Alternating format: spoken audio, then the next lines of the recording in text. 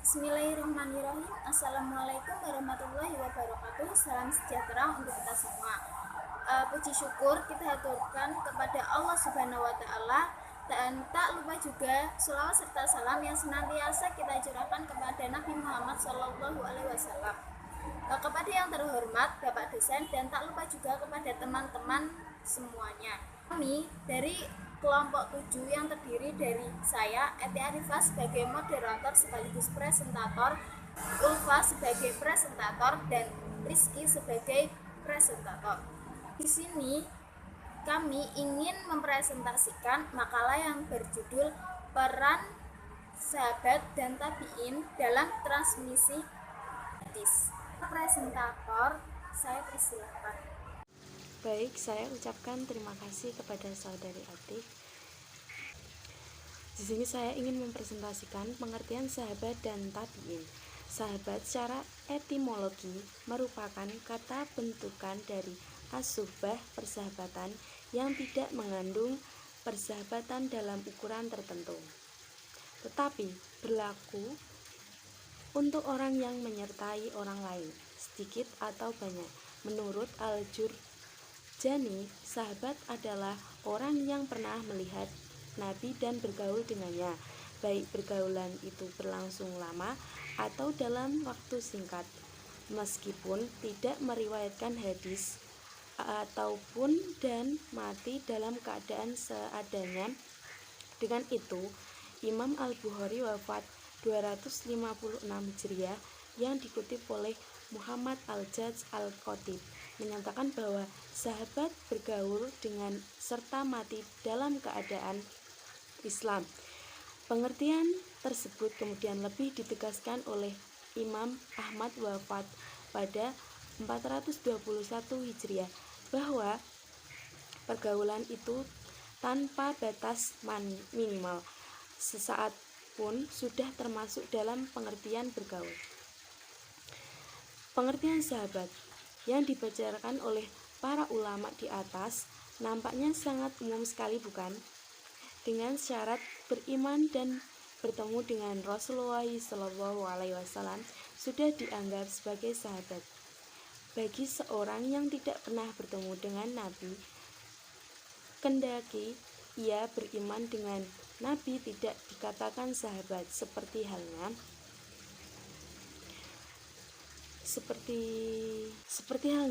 Raja Najasyi.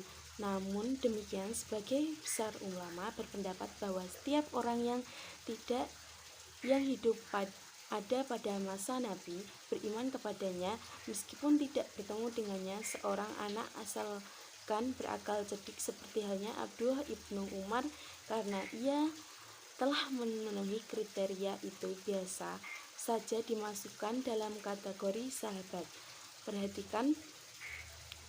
Perhatikan kata sahabat atau sahabah dalam kalimat di bawah ini. Sahibu falana haula wa daharu wa sanatu wa syahra wa yauma wa sa'ah. Dia bersahabat dengan si fulan selama 1 tahun, 1 bulan, 1 hari, dan 1 jam atau sesaat. Kata musahabah, persahabatan, dalam kalimat di atas dalam digunakan untuk semua yang disebut persahabatan, baik sebentar maupun lama. Pengertian sahababi. Seorang sahabat menurut ulama yaitu setiap muslim yang pernah melihat Rasulullah SAW. Hal ini sesuai dengan ungkapan Jalaluddin Asyayuti 209. Talafu fi sahabi fal ma'rifu inda hadisaini innahu kulli muslimin ra'ai Rasulullah sallallahu alaihi wasallam. Para ulama berselisih kepada tentang definisi sahababi, namun menurut para ulama, hadis sahabat ialah setiap orang muslim yang pernah melihat Rasulullah sallallahu alaihi wasallam. Bukhari dalam kitab sahihnya berkata, siapapun orang Islam yang pernah bersahabat dengan Nabi Shallallahu Alaihi Wasallam atau melihat beliau, ia termasuk di antara sahabat Rasulullah. Sahabul hadis, ulama hadis yang memberikan sebutan sahabat untuk setiap orang yang meriwayatkan hadis atau suatu kalimat dari Rasulullah SAW. Mereka memperluas pengertian sahabat sehingga orang yang pernah sekali melihat Rasulullah SAW pun termasuk sahabat. Hal ini disebabkan kemuliaan kedudukan Nabi Shallallahu Alaihi Wasallam. Mereka pun memberikan status sebagai sahabat kepada setiap orang yang pernah melihat beliau. Sahabat Nabi yang banyak meriwayatkan hadis. Yang dimaksud dengan sahabat banyak meriwayatkan hadis di sini adalah para sahabat yang meriwayatkan hadis lebih dari 1000 hadis. Menurut Hashbi Ashidiki, bahwa sahabat-sahabat yang paling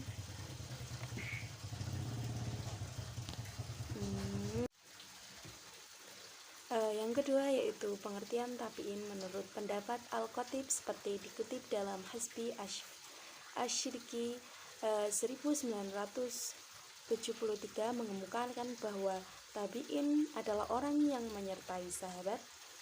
Kebanyakan muhaddisin berpendapat tabi'in adalah orang yang bertemu dengan sahabat walaupun ia tidak menyertainya. Hashbi Ashidiki mencontohkan Al-Hafidz Abdul Ghani yang menggolongkan Yahya Ibnu Katsir ke dalam tabi'in karena pernah berjumpa dengan Anas bin Malik, dan menggolongkan pula Musa Ibnu Aisyah ke dalam golongan tabi'in karena pernah berjumpa dengan Ammar Ibnu Quraisy. Mashfuq Yuhdi 1993 menyatakan bahwa tabi'in adalah orang yang pernah berteman bersahabat dengan seorang sahabat Nabi. Menurut pendapat ini bahwa untuk menjadi tabi'in, orang tidak cukup hanya pernah bertemu melihat sahabat Nabi. Beberapa dengan seorang sahabat cukup hanya melihat atau bertemu dengan Nabi. Berikut ini adalah tokoh-tokoh hadis di kalangan tabi'in. Rawi-rawi yang terkenal di kalangan tabi'in terbesar di berbagai daerah yaitu sebagai berikut. Yang pertama yaitu rawi hadis yang terkenal dan tabi'in di Madinah, Syed Ibnu Foshahab, wafat pada tahun 93 Hijriah. Yang kedua yaitu Urwah Ibnu Zubair, wafat pada tahun 93 Hijriah. Yang ketiga yaitu Abu Bakar Ibnu Abdurrahman Ibnul Haris Ibnul Hisham, wafat pada tahun 94 Hijriah. Yang keempat yaitu Mujahid Ibnu Jabir, wafat pada tahun 101 Hijriah. Yang kedua yaitu rawi-rawi hadis yang terkenal dari tabi'in di Mekah. Yang pertama yaitu Ikrimah Maula Ibnu Abbas, wafat pada tahun 185 Hijriah. Yang kedua yaitu Atta Ibnu Abad Rohah, wafat pada tahun 115 Hijriah. Yang ketiga yaitu Abzuz Zubair Muhammad Ibnu Muslim, wafat pada tahun 128. Yang terakhir yaitu Mujahid Ibnu Jabir wafat pada tahun 101 Hijriah. Sekian dari presentasi kami. Batasan sahabat dan tabi'in. Batasan sahabat dan tabi'in untuk tabaqat pertama, para ulama sepakat memberi batasan bahwa mereka adalah tabi'in yang pernah berjumpa dan bersahabat dengan 10 sahabat yang dijanjikan Rasulullah SAW akan masuk surga. Mereka itu adalah Abu Bakar As-Siddiq, Umar bin Khattab, Utsman bin Affan, Ali bin Abi Thalib, Sa'id bin Abi Waqqas, Sa'id bin Zaid bin Amr bin Nufail, Talhah bin Ubaidillah, Zubair bin Awam, Abdurrahman bin Auf, dan Abu Ubaidah bin Al-Jarrah. Mereka yang dipandang sebagai tabi'in tabaqat pertama diantaranya Abu Usman An-Nahdi, Qais bin Abad, Abu Husain bin Munzir, Abu Wa'il, dan Abu Rojat At-Taridi Tabain. Yang diketahui paling dulu meninggal adalah Abu Zaid Ma'mar bin Zaid, wafat tahun 30 Hijriah. Tobaqot tabi'in yang paling akhir menurut pandangan Al-Hakim ialah tabi'in yang sempat berjumpa atau melihat sahabat paling akhir dan menyaksikan wafatnya sahabat tersebut. Man laqiya akhiros sahabata mautan, siapa yang melihat menyaksikan paling akhir wafatnya seorang sahabat, mereka yang termasuk tabi'in tabaqat terakhir ialah tabi'in yang berjumpa dengan Abu Tufail Amir bin Wa'ilah di Mekah, yang berjumpa dengan As-Sa'ib di Madinah, yang berjumpa dengan Abu Ummah di Syam, Suriah, yang berjumpa dengan Ubaidillah bin Abi Aufa di Kufah, yang berjumpa dengan Anas bin Malik di Basra, dan berjumpa dengan Abdullah Az-Zubaydi di Mesir. Tabi'in yang paling akhir wafatnya ialah Khalaf bin Khalifah, wafat tahun 181 Hijriah, karena ia sempat berjumpa dengan Abu Tufail di Makkah. Dengan demikian periode tabi'in berakhir tahun 181 Hijriah bersama dengan masa pemerintahan Harun ar-Rasyid 170 sampai 194 Hijriah dari Bani Abbas. Di antara tabi'in yang mempunyai peran besar dalam pengembangan ilmu agama Islam ialah Sa'id dan Musayyab, Nafi Maula bin Amr, Muhammad bin Sirin, Ibnu Syihab Az-Zuhri, Sa'id bin Zubair al-Asadi al-Kufi, dan Nu'man bin Sabit.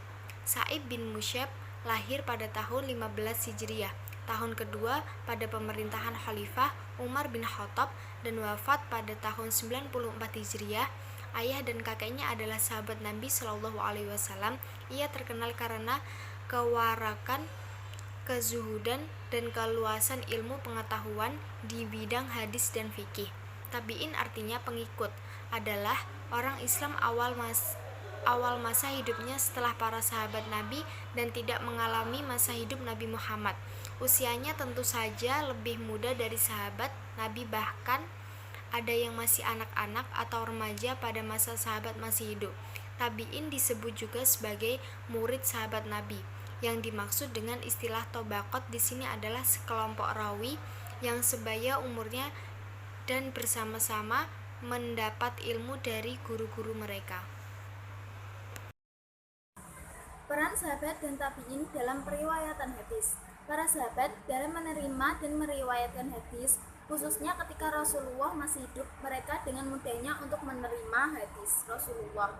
Apabila salah seorang sahabat tidak menghadiri majelis taklim, mereka dapat menanyakan kepada sahabat yang hadir mengikuti majelis, yaitu sebagaimana diketahui bahwa Rasulullah dalam menyampaikan risalahnya, beliau dengan tegas menyatakan agar kaum muslimin menuntut ilmu. Sikap sahabat dalam menerima hadis sangatlah hati-hati. Artinya, bila mereka menerima hadis, harus mengadakan suatu penelitian dengan jalan meminta adanya saksi-saksi. Hal tersebut seperti yang dilakukan oleh Abu Bakar dan Umar bin Khattab. Sedangkan Ali bin Abu Thalib bila mendengar hadis dan dari sahabat lain, maka beliau meminta sumpah kepada pembawa hadis tersebut. Selanjutnya, sikap tabi'in dalam meriwayatkan hadis. Menurut M. Ajat Al-Khatib bahwa para tabi'in dan generasi sesudah mereka tidaklah kalah perhatiannya dari perhatian para sahabat dalam hal-hal berhati-hati dalam menerima hadis. Mereka selalu mencari bagaimana sarana agar mereka merasa mantap dengan riwayat yang mereka terima. Sekian diskusi dan presentasi yang dapat kami sampaikan. Kami dari kelompok 7, bila ada kesalahan maupun dari tutur kata atau perbuatan, kami mohon maaf. Sekian, wassalamualaikum warahmatullahi wabarakatuh.